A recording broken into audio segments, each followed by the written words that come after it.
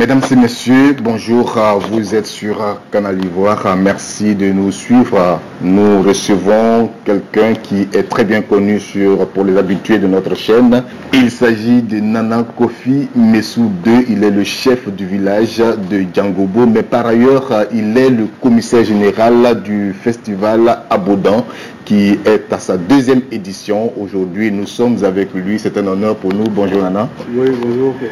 Alors, nous sommes à la deuxième édition du festival Abodan. Si, pour des internautes qui nous suivent pour la première fois, qui n'ont jamais entendu parler de l'Abodan Festival, si on demandait de nous parler brièvement de cette danse Abodan. Je tiens à vous remercier pour cette occasion que vous me donnez de pouvoir m'adresser aux internautes de votre canal. L'Abodan Festival, l'Abodan en lui-même est une danse traditionnelle Agni. Agni dans toute sa composante. Agni, Ndénia, Diablin, Morofo et Ndénia. Nous avons tous la même danse. Il y a certains peuples qui ont la même danse, mais sous d'autres appellations.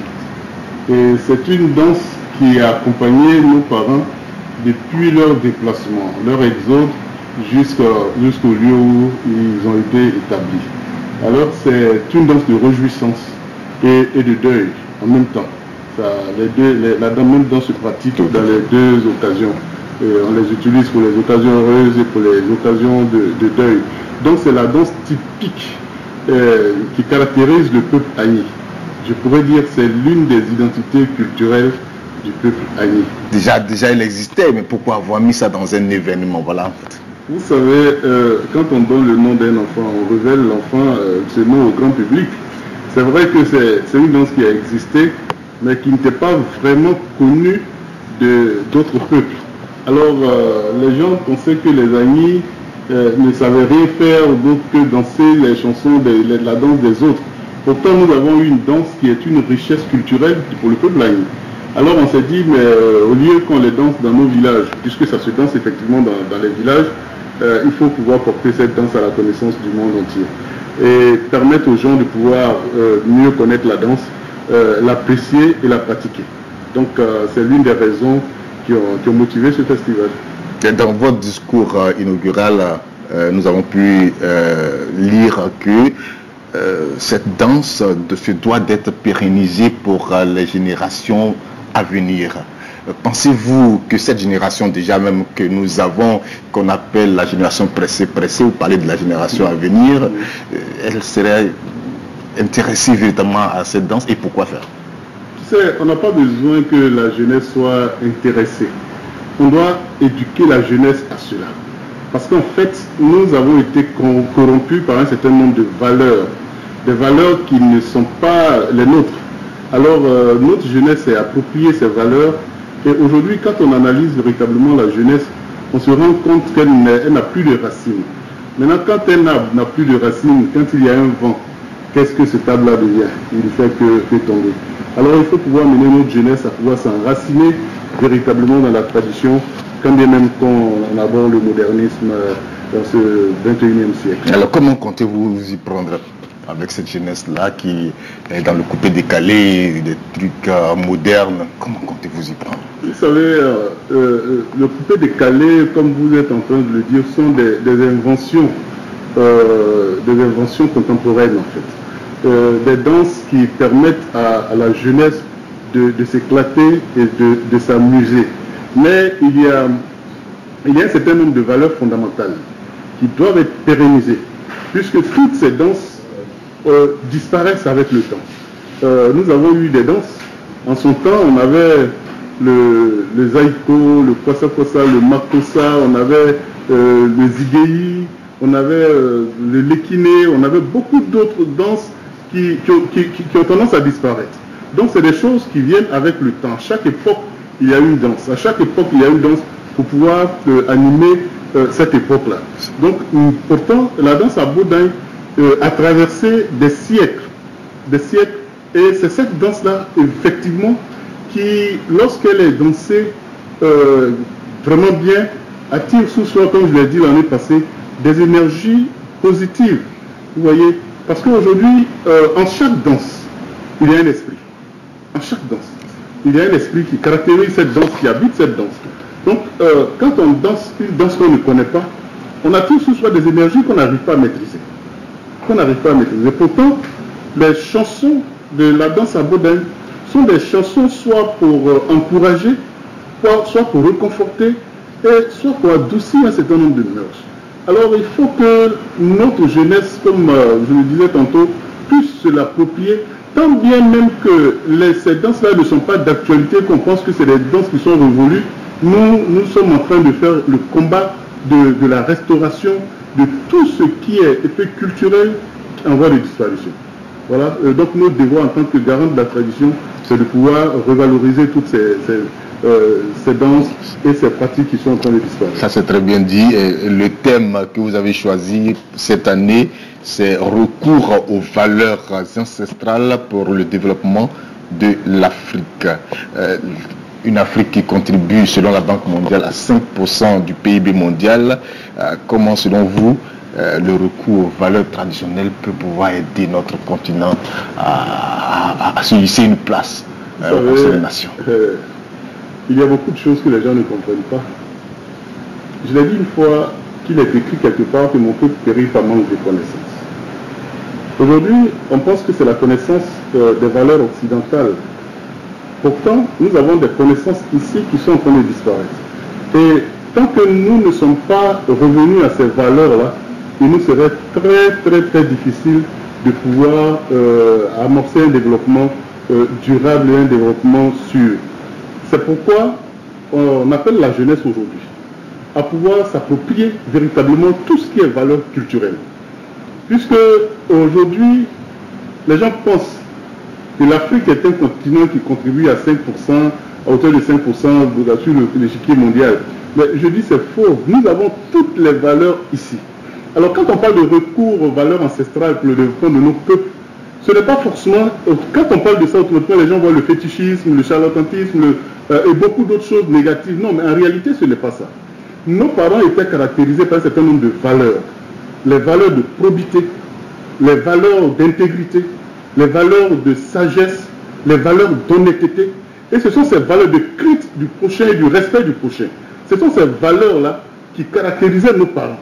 Et c'est à partir de ces valeurs que nos parents se sont construits. Et nous sommes en train d'abandonner toutes ces valeurs au profit de la violence verbale, de la violence physique, de la maltraitance de nos enfants, de la drogue et de tout ce qui est vice que vous connaissez. Alors il faut pouvoir ramener notre jeunesse à un certain fondamental. Mais si nous ne le faisons pas, soyez sûrs que d'ici peu de temps, notre jeunesse ira certainement à la perdition. On avait des valeurs que nos parents ont défendues. Il faut que nous aussi, nous arrivions à communiquer ces valeurs-là à nos enfants, à nos petits-enfants, à nos arrière-petits-enfants et la génération à venir. Alors, nous avons eu droit hier, bien sûr, à la cérémonie d'ouverture qui est placée sous le patronage du ministre-gouverneur Abina Kwaku Pascal et l'inspecteur d'État Awandori et Théophile. Alors, qu'est-ce qui va se passer dans cette deuxième édition qui sera un peu différente de l'édition dernière? Oui, il faut que je vous rappelle que en plus du patronage, il y a la présidence du ministre Yandou Fofana. Tout à fait. Et le parrainage de Amadou Koulibaly, ministre de la Communication, et des nouvelles technologies. Voilà. Porte-parole du gouvernement. Ce sont ces personnes qui ont accepté d'associer leur image au festival parce que, sachant que ce festival-là défend les valeurs nobles de la culture et de notre civilisation. Alors nous tenons à leur dire merci. Merci pour cet engagement pris, merci pour cette confiance renouvelée, surtout au ministre Amadou Koulibaly qui l'année passée était le parrain et cette année aussi a accepté de parrainer. C'est la preuve que ça portait. Vous savez, tout ce qu'on fait, c'est de pouvoir atteindre une certaine perfection. L'année passée, nous l'avons fait. Il y a eu un engouement. Cette année, nous l'avons relancé.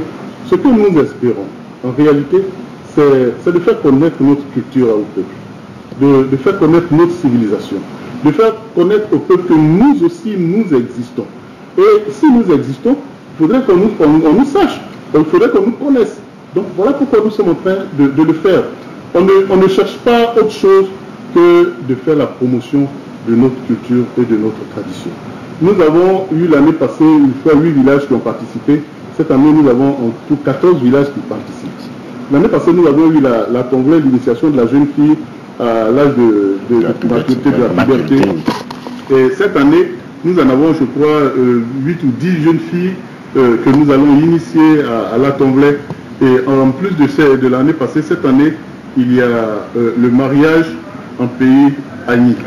Comment l'Agni organise son mariage? Généralement, les gens n'arrivent pas à comprendre certaines choses. Quand ils s'en vont faire le mariage Agni, ils disent: je m'en vais payer la dot de ma femme. Mais tu ne vas pas payer la dot de la femme, tu t'en vas marier ta femme.